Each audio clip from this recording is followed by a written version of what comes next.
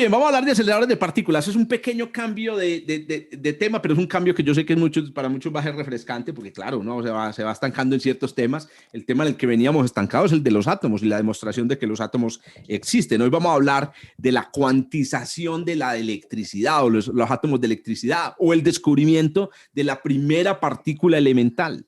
En la biografía de la materia hay 3 descubrimientos básicos que nos llevaron a construir todo lo que sabemos ahora: átomos, electrones y radioactividad.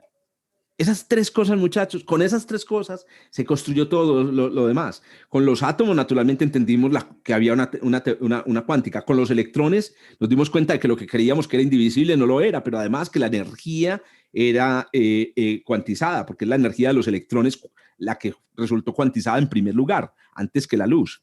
Y la radioactividad nos introdujo ese concepto extraño que mencionábamos la otra vez, y era el concepto de la incertidumbre pura, la incertidumbre, el azar puro.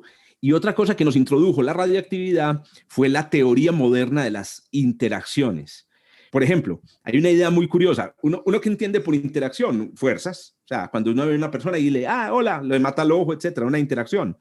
O también lo entiende como una fuerza, la atracción entre un electrón y un núcleo atómico. Pues resulta que en la idea moderna de interacción está esta otra posibilidad. 2 partículas pasan una cerca a otra y de repente desaparecen.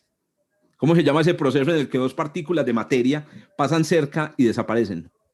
¿Fusión? No. No. Desaparecen las 2 partículas. No, o sea, esas 2 partículas existían. En la fusión, un protón y un neutrón se acercan y forman un núcleo atómico. ¿Cierto? ¿Cómo se llama? Aniquilación. Aniquilación. Eso es muy raro, ¿no? La aniquilación es un proceso en el que desaparecen las partículas. Otra, hay una partícula y espontáneamente, ojo, al azar puro, aparecen 3 partículas. Ese fenómeno de que una partícula se convierte en 3 partículas es el que explica la radioactividad.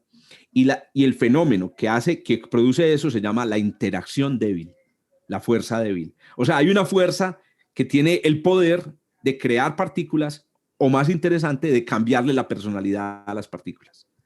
Entonces, átomos, electrones y radioactividad crearon el mundo moderno de la teoría moderna de la física. Entonces, por eso estamos en esta, digamos, primera parte muy extensa para entender esas cosas, para poder pasar a la teoría cuántica, que es lo que se derivó de todas estas cosas. Bueno, muy bien. Echémosle pues candela a los aceleradores de partículas. Les presento el primer acelerador de partículas de la historia.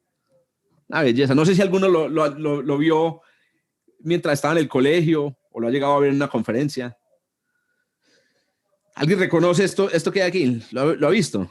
Como un Tesla. Se parece a una bobina de Tesla. Se parece. Sí. Generador de Van de Graaff. Excelente. Esto que hay aquí se conoce como un generador de Van de Graaff. Y es, como les digo, el primer acelerador de partículas que existió. Se lo inventaron en los 1600.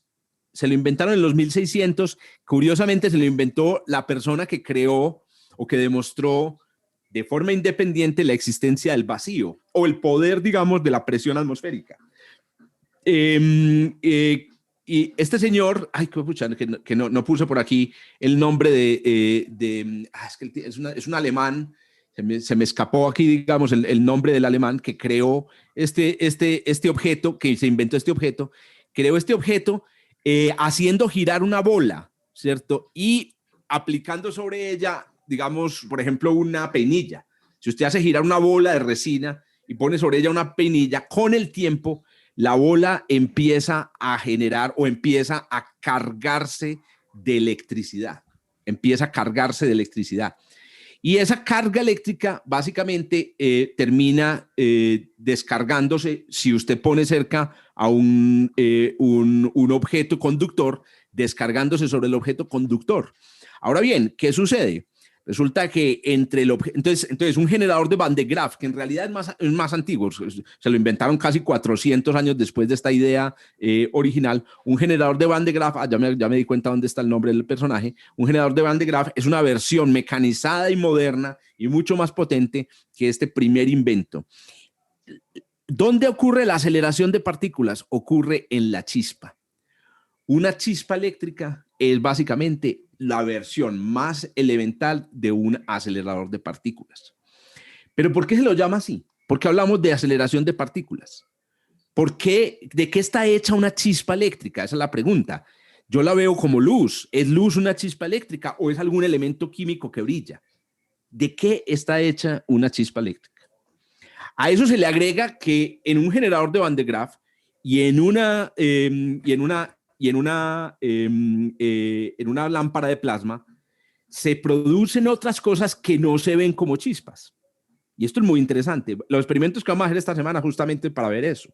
Un generador de Van de Graaff y una lámpara de plasma producen un campo eléctrico. Los campos van a ser protagonistas de este curso porque son realmente la base de la materia, de toda la materia del cosmos. Es increíble. Al principio pensábamos que la base material eran los átomos, los electrones, pero al final de este curso vamos a descubrir que son los campos los que están en la base. Los campos son los que producen este fenómeno, que yo no sé si ustedes lo han visto, con un generador de Van de Graaff. Realmente no lo hacen así con tiritas y con pedacitos de icopor, sino que lo hacen con niños. Un experimento que tienen que hacer con niños es que ponen a los niños a tocar el generador de Van de Graaff, especialmente si tienen el pelo lacio, inmediatamente se les paran los cabellos, ¿correcto? Ese es un experimento clásico. Y eso manifiesta, es decir, el hecho de que los cabellos se paren, manifiesta la presencia de un campo eléctrico en el experimento.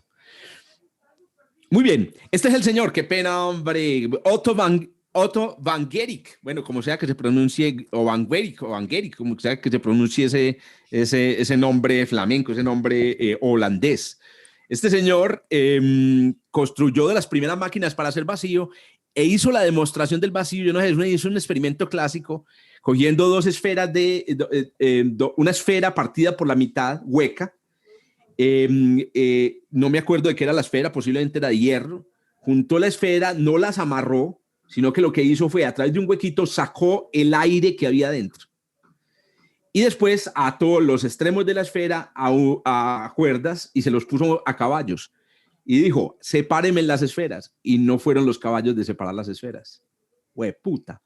La razón era, explicaba von Guericke, era la siguiente. Resulta que al sacar el aire de adentro, el peso o la presión del aire afuera, que es inmenso, impide que las esferas se separen. ¿Correcto?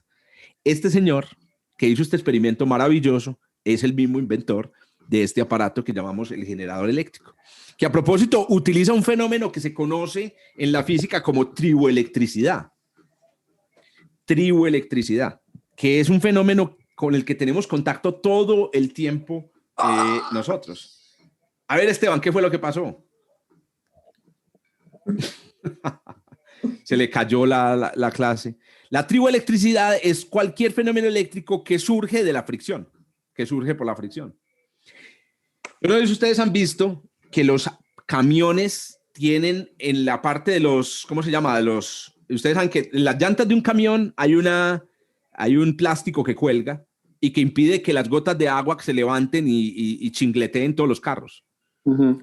Pero en esos mismos plásticos a veces bajan cadenas hasta el piso. No sé si han visto. Entonces el camión va arrastrando unas cadenas. Y uno dice, ¿qué le pasa? Fue puta, es un alma en pena. ¿Qué es esas cadenas? Las de Scrooge. Es que es cierto que en el cuento de Scrooge, bueno, whatever, no me hagan caso que yo a veces...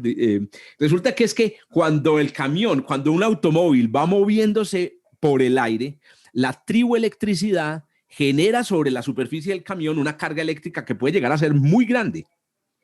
Una pequeña chispa, perdón, esa carga eléctrica, si fluye entre dos pedazos de metal, como en el caso del generador de Van de Graaff, si fluye entre dos pedazos de metal, puede prender, por ejemplo, un resto de gasolina o combustible del camión. Es peligrosísimo que un camión o un vehículo acumulen electricidad triboeléctrica en la superficie. Entonces, ¿qué se necesita? Hacer que el vehículo entre en contacto eléctrico con el piso y se deshaga de esa electricidad. Por eso tiene esa... Bueno, triboelectricidad, por ejemplo, la que se produce cuando usted va a una fiesta y empieza a conversar sentado en una silla, obviamente con el debido distanciamiento social, se sienta en una silla y empieza a moverse y después de un rato le va a dar la mano a alguien y ¡pum! Y fue puta, salta una chispa. Correcto. Esa es triboelectricidad. ¿No es lo mismo que estática? Correcto, se la llama electricidad estática, pero el nombre más correcto es llamarla triboelectricidad. Pero digo, el nombre más correcto utilizando el griego y el término técnico. Pero sí, se llama electricidad estática porque fue generada o porque está estática, está, digamos, estacionaria sobre su superficie hasta que usted se pone en contacto con alguien. La electricidad, muchachos, esa es la clave de esta sesión de hoy, que ustedes, es un fenómeno que yo creo que todos ustedes conocen bastante bien, no solamente por las experiencias que han tenido, sino también por la física que ustedes conocen. Pero hay muchas cosas sobre la electricidad que tenemos que precisar bien para llegar a la electricidad, a la base material de la electricidad. Porque al principio la electricidad básicamente era simplemente el nombre genérico que le dábamos a los fenómenos relacionados con la triboelectricidad. O sea, desde la antigüedad la triboelectricidad es simplemente la electricidad. Y a propósito, electricidad viene de la palabra electrón, que en griego es realmente el nombre de la resina, digamos, petrificada de los árboles. Es decir, usted le habla a un griego antiguo, usted despierta a Aristóteles de su tumba y le dice electricidad y él le dice, ¿por qué me estás hablando de árboles? ¿Cierto? Los griegos no pensaban que la electricidad era un fenómeno. Para nosotros la electricidad es un fenómeno físico, espectacular, misterioso. Para los griegos era simplemente resina. ¿Correcto? Es una cosa curiosa. Bueno, ese fenómeno relacionado con la resina está relacionado con la resina básicamente porque fue en la interacción triboeléctrica entre la resina de los árboles y la piel de los animales donde se descubrieron los efectos más curiosos de este fenómeno, del fenómeno físico. Por ejemplo, si un gato se la pasa por la casa y usted le echa, este experimento lo tengo que hacer con mis gatos, y usted le echa el icopor que sale de la cosa, la triboelectricidad del gato pues se manifiesta así. Ahora, tiene que ser, hay un detalle aquí importante. Esto solo funciona si el gato está revolcándose encima de un piso de plástico y no hay contacto y no tiene contacto eléctrico con otra cosa. El gato se carga de triboelectricidad y después usted le tira icopor y el icopor se le pega al gato para que ahorita salgan a jugar con el gato restregándolo en algún pedazo de plástico. Tan bello los gaticos. Bueno, también funciona con perros, pues para los que tienen perros. Bien, la naturaleza de la electricidad fue un misterio o fue producto de explicaciones míticas, explicaciones, digamos, un poquito poco estructuradas hasta apenas, muchachos, los 1700. O sea, es increíble porque es un fenómeno que se conoció por 2300 años y solo en 1700, durante la Ilustración, empezamos a aterrizar en qué era esta huevonada. Y el primer descubrimiento muy curioso que se produjo es que, a diferencia de muchos otros fenómenos de atracción, digamos, en donde hay fuerzas, en la electricidad hay dos tipos de electricidad. Y lo otro, se pensó que era un fluido. Hay dos tipos de electricidad. Este señor decía que había electricidad vítrea y electricidad resinosa. O sea, descubrió que la electricidad de la resina o del plástico es distinta a la electricidad del vidrio. Incluso, él hizo experimentos con piedras preciosas. Vos te imaginas, préstame un diamante que va a hacer un experimento de electricidad, ¿cierto? Algo así. O préstame un rubí que va a hacer electricidad. Si usted utiliza, si usted, digamos, electrifica, hace triboelectricidad con diamantes o con vidrios, ese tipo de electricidad es diferente de la electricidad que se obtiene si usted lo que hace es el mismo experimento, pero con resina, ¿correcto? La piel de animales, curiosamente, tiene electricidad vítrea. O sea, la piel del gato tiene el tipo de electricidad vítrea. Ustedes se acuerdan del experimento del colegio, pues, de frotar un lapicero contra la cabeza. El lapicero queda con electricidad resinosa, pero el pelo suyo queda con electricidad vítrea. Dos nombres muy curiosos, y lo menciono es porque el concepto moderno de electricidad positiva y negativa se demoró en aparecer y es un concepto completamente arbitrario. Es más, tiene un error. Es lamentable que un error debido a este señor que se inventó lo de positivo y negativo nos haya dejado con electrones negativos. Los electrones no deberían ser negativos, los electrones deberían ser positivos. ¿Por qué? Porque nos dejaron un signo menos en todas las ecuaciones de la física. Lo vamos a ver, todas las ecuaciones de la física tienen un puto de signo menos que uno dice, ¿de dónde sale este puta menos? Ah, eso es Benjamin Franklin, mal parido ese huevón. Ese huevón se le dio por crear una convención extraña. Bueno, Benjamin Franklin, que ustedes conocen, famoso experimento de Franklin, famoso y suicida experimento. No hagan esto en casa, ni con niños, ni con adultos responsables, ¿cierto? Jugando con cometas durante una tormenta. ¡Qué pelota! Pero bueno, el tipo descubrió, en el fondo, pues obviamente no solamente fue el experimento, también fue sus reflexiones, que en realidad no existían dos tipos de electricidad, sino un tipo de electricidad, ¿cierto? Y que en donde básicamente lo que había era abundancia de esa electricidad o defecto de esa electricidad. Y entonces habló, digamos, un poco, entonces él introdujo la idea de que cuando había un exceso, entonces se producía electricidad positiva y cuando había un defecto se producía electricidad negativa. ¿Por qué digamos, el exceso del que él estaba hablando aquí, hoy lo sabemos, es un exceso de electrones? El exceso del que él estaba hablando aquí es un exceso de electrones, pero él lo consideró positivo a ese exceso por la manera como él creyó que fluía la electricidad, digamos, a través de los conductores o de las cosas por las que pasa electricidad. Entonces hubo una confusión en ese exceso o en ese defecto que llevó básicamente a este señor a considerar, ¿cierto?, la electricidad, por ejemplo, del pelo o la electricidad del vidrio la llevó a considerarla positiva, mientras que la electricidad, digamos, de la resina la consideraban negativa, ¿cierto? Lo curioso es que en realidad es aquí, en este objeto, donde hay un exceso de electricidad. ¿Sí me entienden? Es aquí en la resina. En la resina es donde se produce un exceso de electricidad. Y entonces ahí él debió haber asociado más.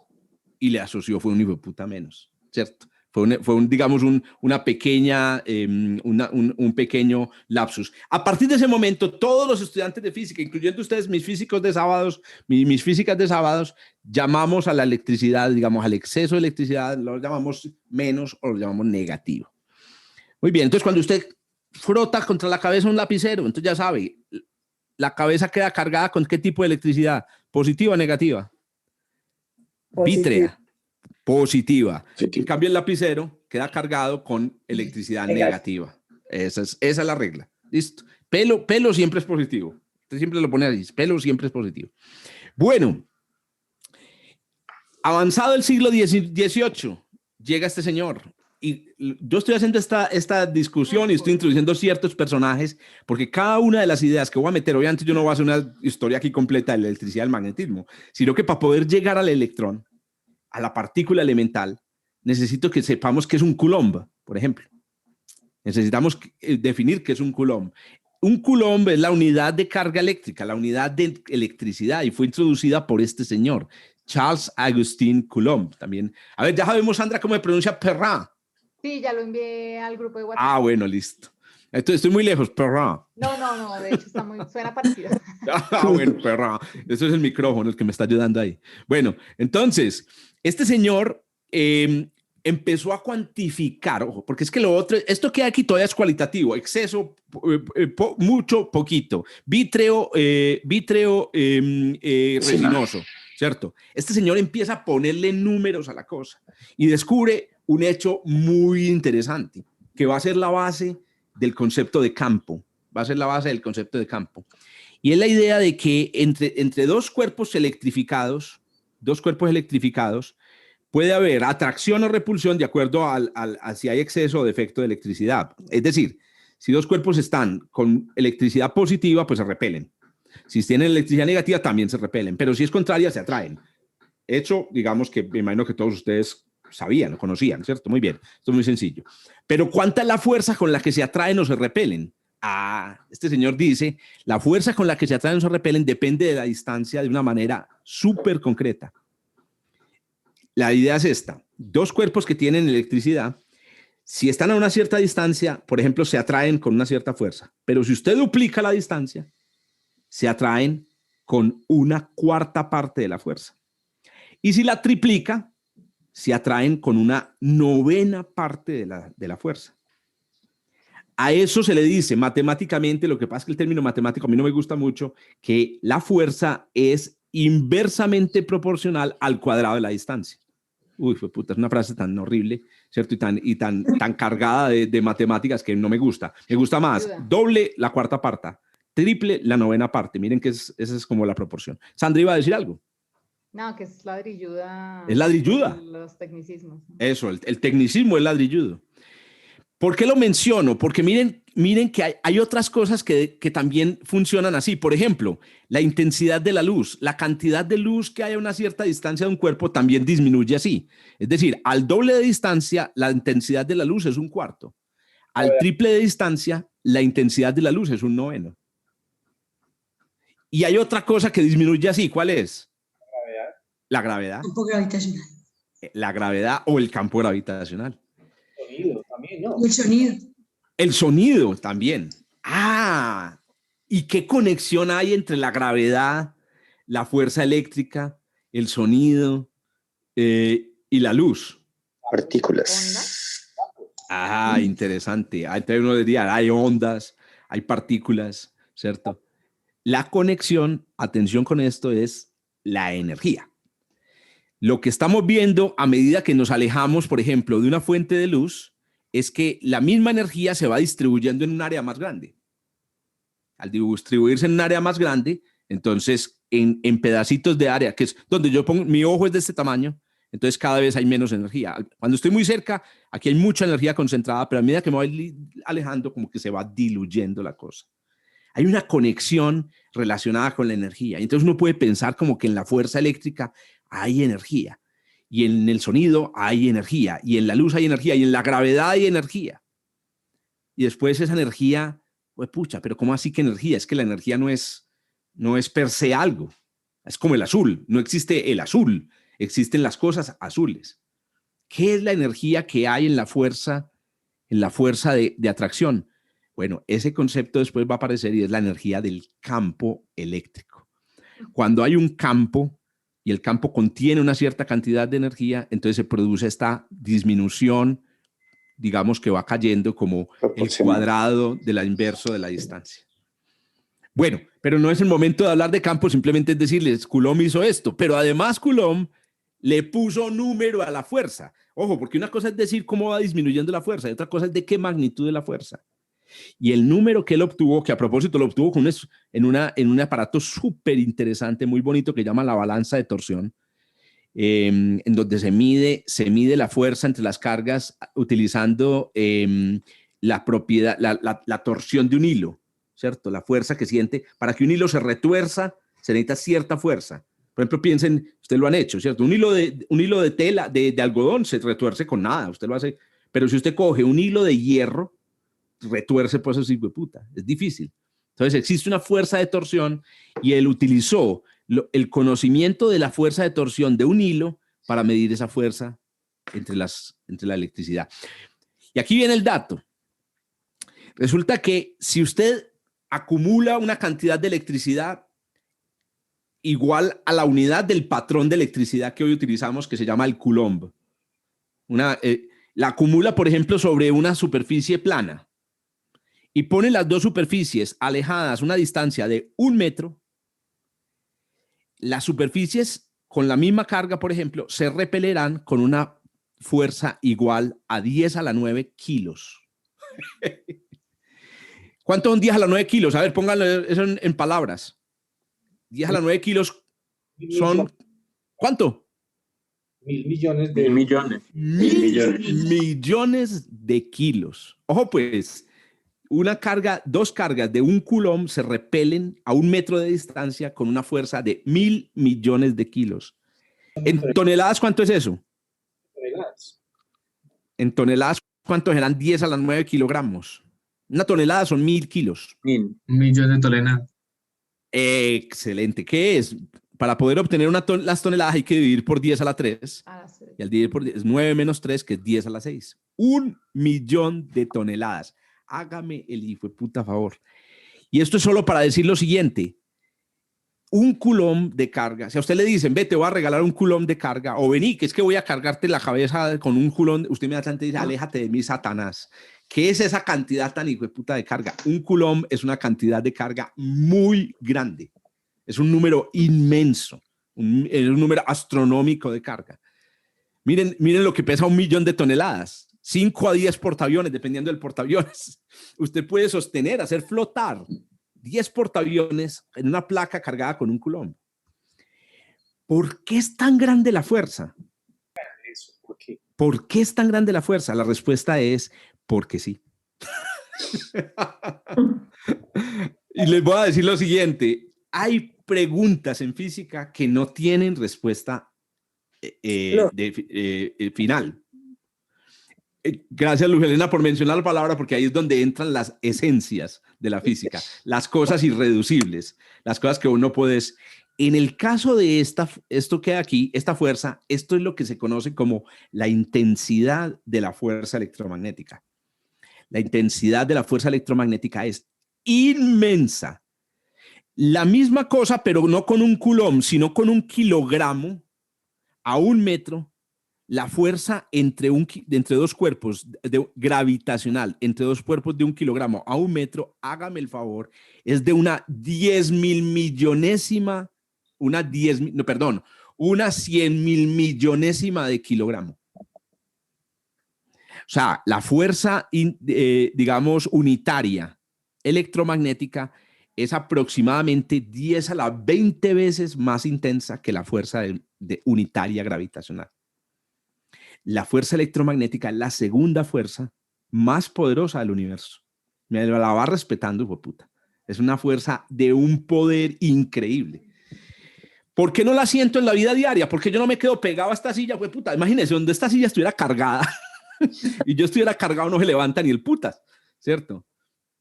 ¿Por qué no? Porque yo sí me puedo levantar. Casi neutro. Porque la cantidad de carga eléctrica positiva y negativa que hay en mi cuerpo y en la silla es la misma. Es prácticamente la misma. Prácticamente la misma. Entonces, ¿cuál es el resultado? Claro, si usted tiene cargas positivas y negativas combinadas, crea cuerpos macroscópicamente neutros. Y el resultado es que no tienen ni atracción ni repulsión. Échese la bendición porque ¿qué tal que no? ¿Qué tal que no? Los que son católicos. ¿Qué tal? Yo no. Yo me la echo al revés. ¿Qué tal que no fuera neutro? Pues puta.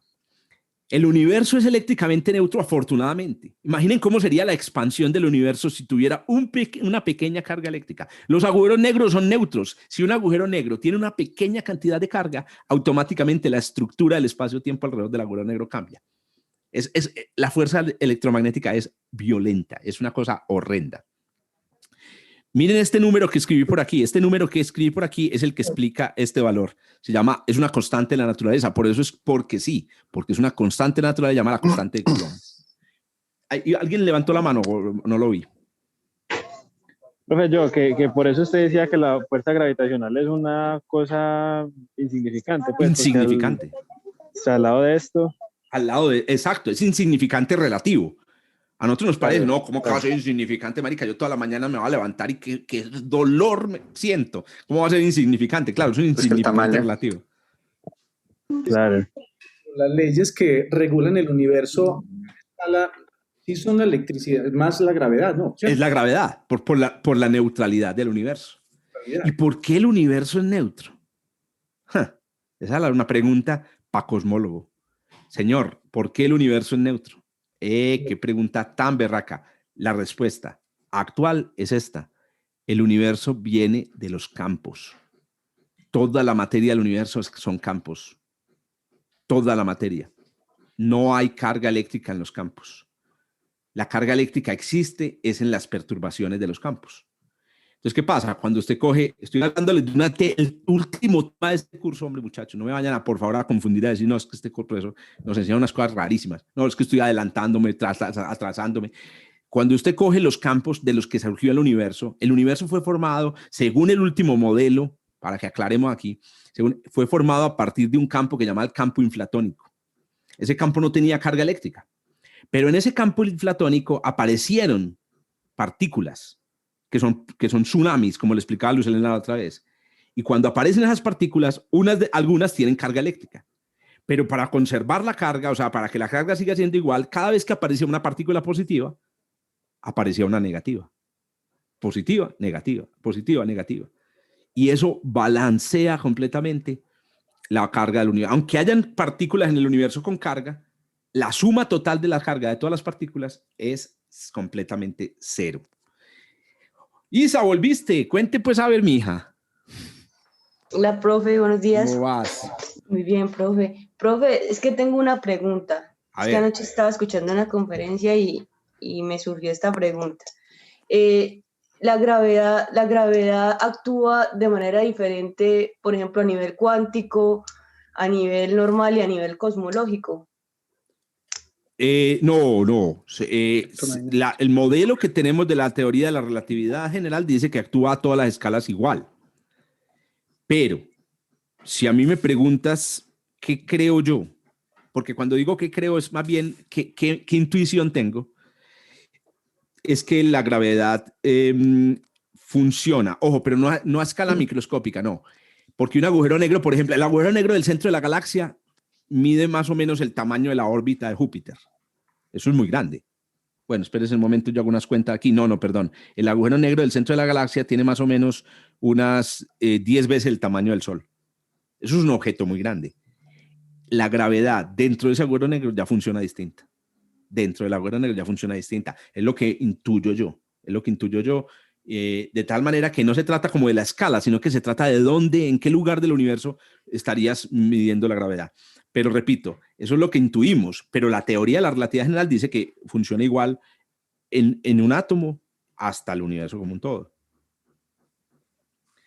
El descubrimiento de la energía oscura, algunos físicos pensamos, puede ser el descubrimiento de una versión de la gravedad que no conocíamos, la gravedad actuando a escalas gigantescas. Mucha gente hoy está haciendo experimentos tratando de medir los efectos de la gravedad a todas las escalas.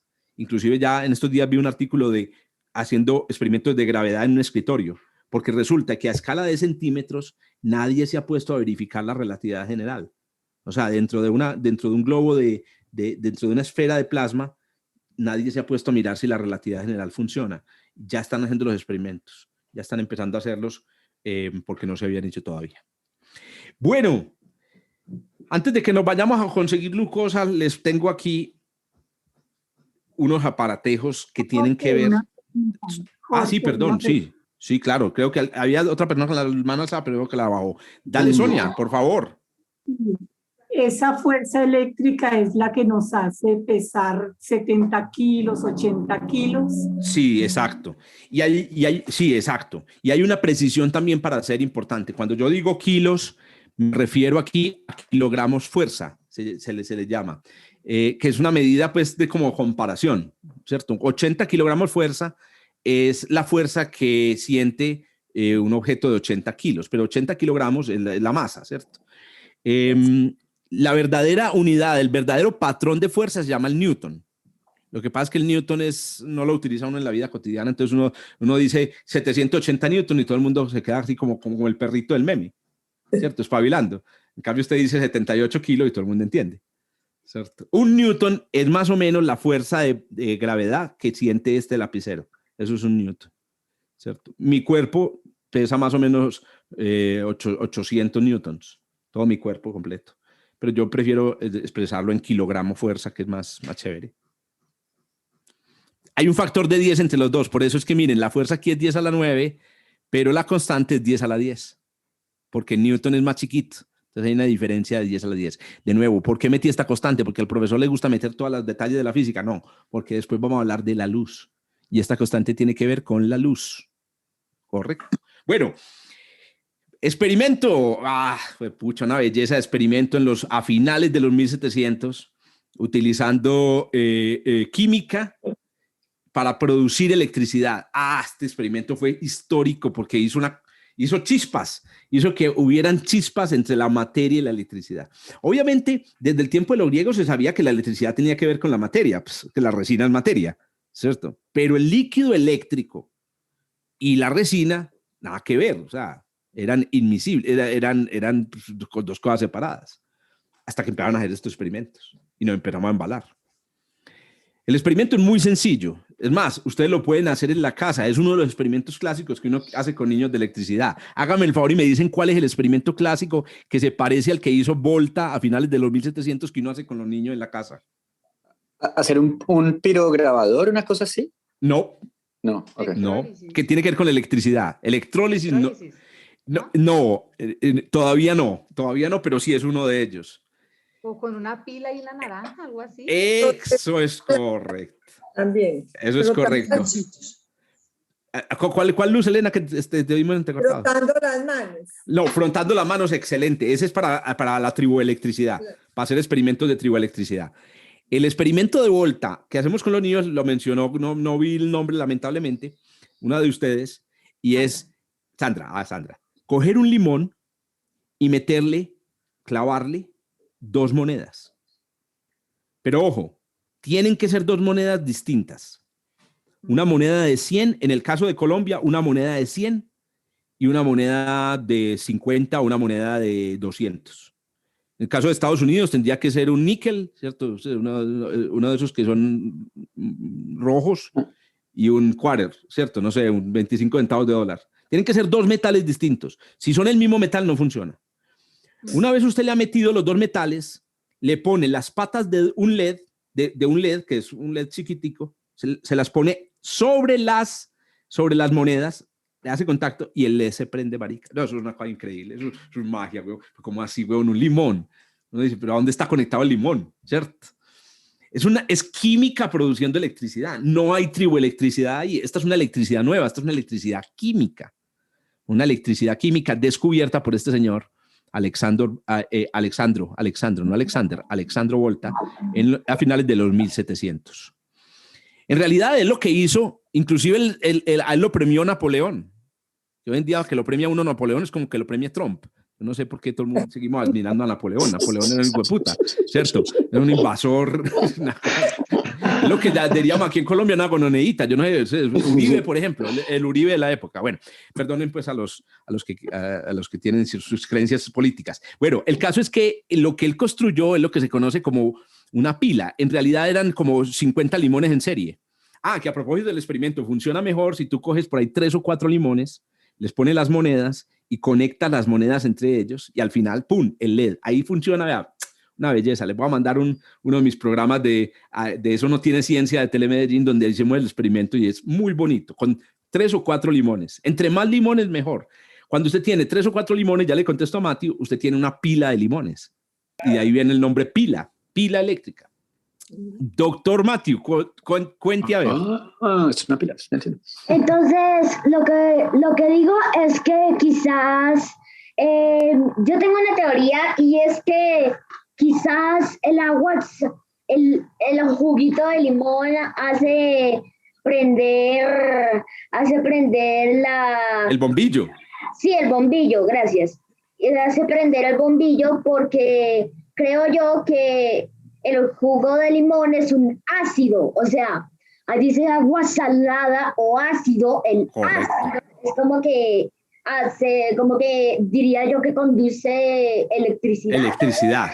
Entonces, Claro, pero piensen en esto, Matthew, y todos, piensen en esto. Si meten las paticas del LED en el limón, no se prende. Solo las paticas. Entonces la electricidad no viene del ácido. La electricidad, Matthew y todos, viene de la reacción química del ácido con el zinc y el cobre. Hay una reacción química y esa reacción química es la que produce la electricidad. Entonces, para todos, Matthew y todos, química convirtiéndose en la electricidad. Bueno, la tensión eléctrica que se produce entre los cables o entre las monedas tiene una medida que tiene el nombre hoy de Alexander Volta, se llama el voltio. El voltio es una medida, digamos, de cuánta electricidad. Entonces, cuando uno dice una batería de 1.5 voltios, que es la que utilizamos, una batería pues, de AAA, está diciendo que los químicos que hay dentro de la batería crean una tensión eléctrica de 1.5 voltios. Es que a propósito, no me consulté ese datico, las pilas de Volta creo que no tenían un voltaje muy alto. Bueno, les voy a decir entonces este dato. En una esfera de plasma se produce una tensión eléctrica entre el centro, que es una bobina de Tesla, y el borde de 35.000 voltios. No. ¿Cierto? O del orden de 10.000 voltios. Se necesita bastante, es decir, la diferencia de electricidad entre los dos extremos. Ahora, aquí no se produce químicamente en la esfera, es que es plasma ball, esfera de plasma, whatever, como se llama esta lámpara de plasma, sino que se produce por radiofrecuencia, ondas de radio. Son las ondas de radio las que crean esa diferencia de potencial, se llama así una diferencia de potencial o una tensión eléctrica entre los dos extremos. Esteban, cuéntame, hermano. Yo estoy confundido. Ok, estamos hablando de electrones. Estamos hablando de electricidad, todavía no estamos hablando de electrones, de electricidad. Sí. Vamos a hablar de electrones, pues ya vamos a introducir los electrones que los descubrió Faraday. Okay. Los descubrió, quiero decir, que los intuyó su existencia Faraday. Porque por ahora la electricidad en este experimento es un líquido, es una sustancia rara que sale del ácido y del metal. Nadie sabía qué era hasta que hicimos el proceso contrario. El proceso contrario es coger la pila de Volta y en un líquido inyectarle electricidad. Ese proceso es el proceso contrario a la pila. A ese proceso se lo llama electrólisis. Lo habíamos mencionado aquí con el agua, la electrólisis del agua. Pero le llama electrólisis no a ponerle electricidad a un líquido, es el resultado, es lo que pasa cuando usted le pone electricidad a un líquido. ¿Y qué pasa? Si el cambio químico, si las reacciones químicas producen electricidad, entonces la electricidad produce reacciones químicas. La electrólisis es las reacciones químicas que ocurren en un líquido cuando usted aplica electricidad al líquido. Doña Sandra, cuente a ver. Con respecto a la pila voltaica, ese es como el mismo principio que aplican. Es que hace poquito leí una noticia de que creo que en Chile estaban intentando generar energía eléctrica a partir de los árboles. Entonces, interesante. Con seguridad tiene un principio químico. Es un principio químico de generación de electricidad. Ve que a propósito es interesante porque miren que ninguno, es decir, esta manera de generar electricidad tiene un inconveniente. Y es que la electricidad solo existe mientras los metales no se hayan degradado lo suficiente. Porque una cosa que pasa en este proceso es que normalmente empieza a salir gas de la batería. La batería empieza a generar gas. Ustedes han visto cómo se inflan las baterías al final porque los cambios químicos incluyen la generación de gas. El gas sale del líquido, es hidrógeno.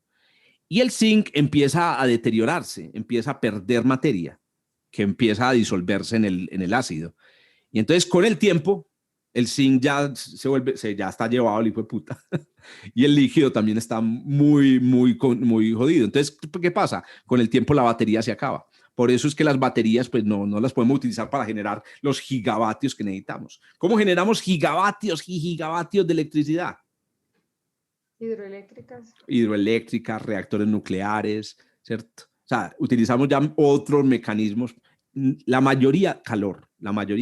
Es solo en países como nosotros, donde tenemos abundante agua y gravedad por las montañas, que podemos generar electricidad a partir de la gravedad y las montañas. Pero en la mayor parte del mundo, el 90%, mentiras que tampoco voy a decir ese número tan exagerado, pero sí, la mayor parte del mundo, la electricidad la generamos por calor.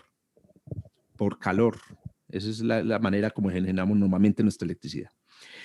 Bueno, vamos pues para la glucosa. No, perdón, vamos para la electrólisis y ya viene la glucosa. Hombre, muchachos, usted mete miren, en este caso los dos pedazos de metal que usted mete en el líquido pueden ser el mismo. Pueden ser 2 pedazos de cobre o 2 pedazos de platino, puede ser del mismo. El electrolito, perdón, la sustancia que hay aquí puede ser cualquier cosa. Por ejemplo, puede ser agua, pero también puede ser sal líquida, pero también puede ser alúmina. Y menciono esas 3 porque esas 3 son importantes para nuestra vida cotidiana. Fue el señor Faraday el que descubrió o el que estudió las leyes de este fenómeno y fue el que le puso a las partes de este experimento el nombre con el que hoy los conocemos. Por ejemplo, a la sustancia que se utiliza en la electrólisis la llama electrolito, ¿cierto? Que es la que genera, digamos, a los metales que mete los llama electrodos. Y de acuerdo a si el metal está conectado al lado positivo eléctrico de la batería o al lado negativo, al lado positivo lo llama ánodo y al negativo lo llama cátodo. Recuerden que en esa época ellos eran muy buenos en latín y en griego. Es más, todavía hoy en Europa, en los colegios se enseña latín y en algunos se enseña latín y griego. Eso es una buena educación. Por culpa de los putas gringos, nosotros perdimos el latín en el colegio, en los años 60. Estoy seguro que nadie de los que hay aquí estudió latín en el colegio, ¿no? Espero no equivocarme. Pero a mí no me tocó latín en el colegio. Casi me toca francés y también lo quitaron, vida y fue puta. Estos tipos sabían mucho griego, todo esto es griego. Ánodo, electrolito, cátodo, electrodos, todo eso es griego. Correcto. Que a propósito, es muy importante para nuestros experimentos recordar cuál es el cátodo y cuál es el ánodo. Entonces aquí hay una regla mnemotécnica, ¿cierto? Para recordar cuál es el ánodo. Entonces, positive is anode, negative is cathode. Don't panic. Pero bueno, hay que tener inglés 3 para poder recordar esta regla mnemotécnica. Pero mira, qué pena, profe. Tranquila, tranquila. Aquí en el tablero, cátodo positivo. A ver, yo veo. No, mira, el cátodo va conectado al negativo. Sí. El cátodo va conectado al negativo, correcto. Bueno, una cosa muy interesante es que a medida que va ocurriendo la electrólisis, ocurren cambios químicos dentro del líquido. Los metales pierden material o a veces se agrega material al metal. A veces salen gases del material. Y existe toda un área, toda una disciplina, una subdisciplina de la química que se llama la electroquímica. Y es los cambios que sufren estas cosas cuando están, estas sustancias, cuando están sometidas a electricidad. Con esta imagen del santo patrono de los físicos, nos vamos a comer la glucosa. Este señor que ustedes ven ahí, despelucadito, es uno de los genios más grandes de la historia y que simplemente por el hecho de no saber matemáticas, pues no es recordado con tanta aprecio como Newton o Maxwell. El señor se llama Michael Faraday y no, pues este señor es el pionero en un montón de áreas, el inventor del concepto de campo, hágame el hijo de puta favor, el descubridor de la cuantización de la electricidad, el descubridor de la inducción electromagnética, que es como funcionan los motores, los generadores eléctricos. No, este señor hizo de todo, pero todo sin muchas matemáticas. Porque el señor lo que tenía era una intuición, ni la hijo de puta. O sea, el tipo simplemente tenía corazonadas, ¿cierto? Yo no sé si ustedes han oído hablar de la historia de Chandrasekhar. No. Es que Chandrasekhar no, Ramanujan. Hay una película de él que se llama, ¿cómo es que se llama la película?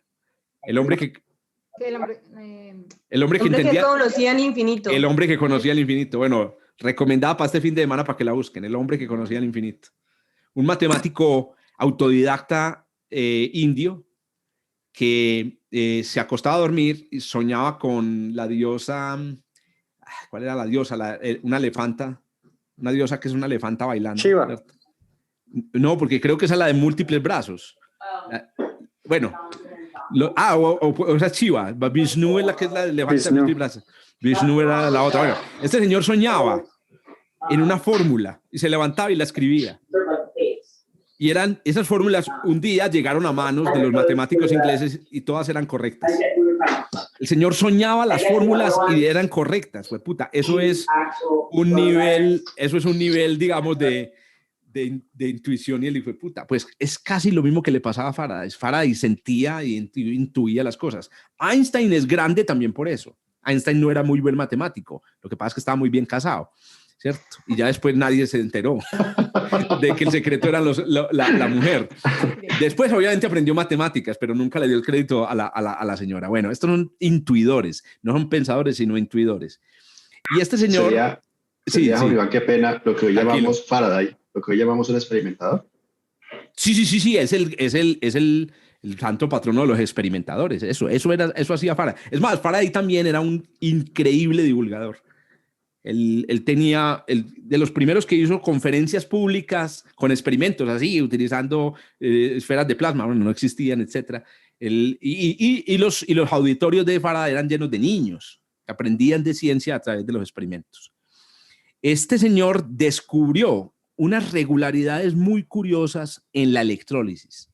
Inclusive nadie lo recuerda por sus contribuciones a la electroquímica y sus contribuciones a la química en algún sentido, pero este señor fue el descubridor de las reglas, de las leyes cuantitativas de la electroquímica, con las que, y ahí les dejo para que se vayan a ver este dato ñoño, hoy tenemos aluminio en la casa. Les cuento el siguiente dato para que se vayan. El aluminio hoy lo fabricamos, lo obtenemos a partir de óxido de aluminio que se llama alúmina. Es muy difícil sacar aluminio de la alúmina. Usted derrite esa huevonada, le mete agentes químicos, no hay manera de sacar la huevonada. En cambio, por ejemplo, el oro se puede sacar de los minerales en los que está, bueno, lamentablemente con mercurio. El hierro se puede sacar de los minerales en los que está con calor. Pero sacar aluminio del óxido es casi imposible por mecanismos físicos o químicos, perdón, por mecanismos térmicos o químicos. ¿Saben cómo se saca el aluminio de la alúmina? Con electroquímica. Un tanque gigante, meten alúmina fundida, meten dos metales, meten electricidad como un hijo de puta y después cuando sacan las barras de metal sale pegado el aluminio metálico. El metal de aluminio sale pegado de las barras porque se pega el metal, se pega a las barras. Después cogen ese aluminio, lo quitan y con eso hacen papel de aluminio, aviones, todo lo que nosotros conocemos. Entonces, echen la bendición porque eso lo pudimos hacer gracias a Faraday. Yo digo echen la bendición que soy ateo, pero es porque estoy contaminado por mi abuelita, hombre, ida y hueputa. Bueno, y se ríe Jaime. Jaime, no te me rías. No te me rías. Amén, mijo. Amén, amén. Bueno, muchachos, vamos a conseguir un poquito de glucosa porque la necesitamos para ver las leyes de los aceleradores de partículas que ya vimos.